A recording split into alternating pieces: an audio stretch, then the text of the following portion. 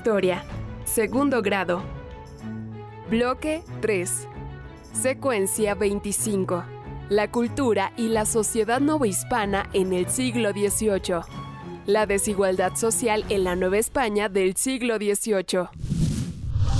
Desde que la sociedad novohispana se reorganizó en el siglo XVI, estuvo marcada por la desigualdad social. Esto se acentuó con las reformas borbónicas y las crisis económicas, producto de las guerras que enfrentó España con otras potencias en el siglo XVIII. ¿Qué factores influyeron para que en este siglo se acentuaran la desigualdad y la pobreza en la población novohispana? Vayamos a conocerlos.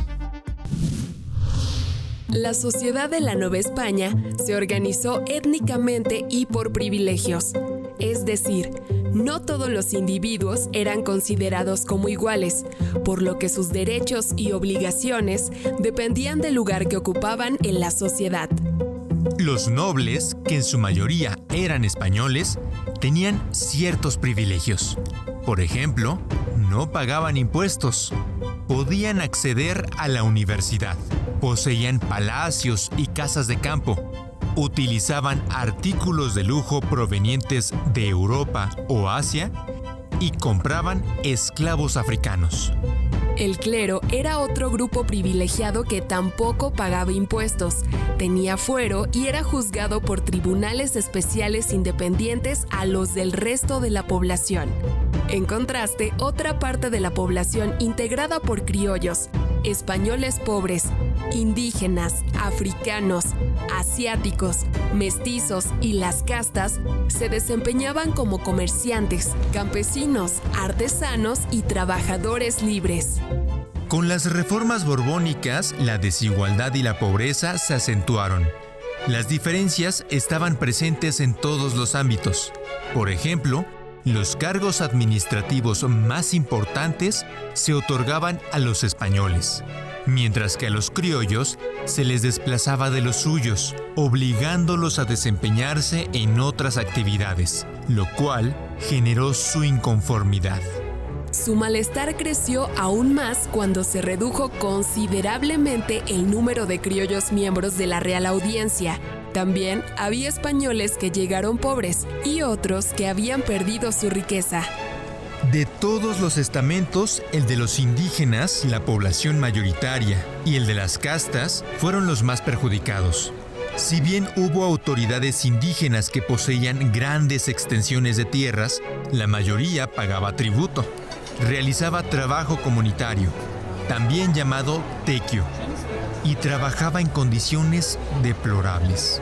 Fue así como la pobreza se agudizó y la ciudad se llenó de indigentes, mendigos y léperos, provenientes de los alrededores de la ciudad, quienes no querían ser obligados a pagar tributo, realizar trabajo comunitario o desempeñar algún oficio.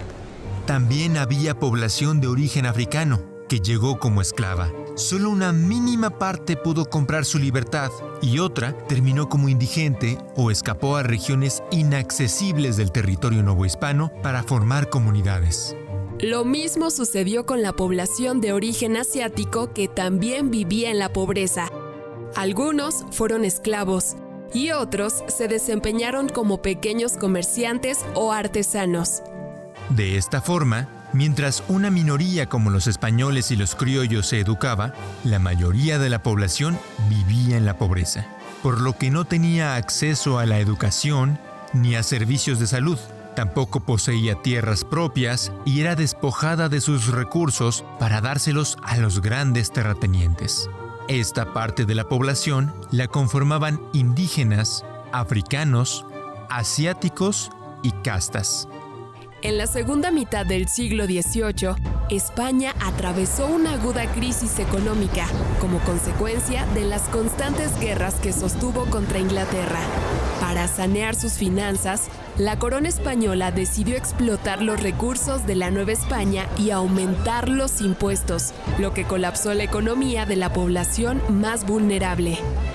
A esto se sumaron una crisis demográfica y agrícola, epidemias, inestabilidad en la actividad minera, cuyo éxito dependía de la capacidad de las vetas descubiertas y del proceso de extracción del metal.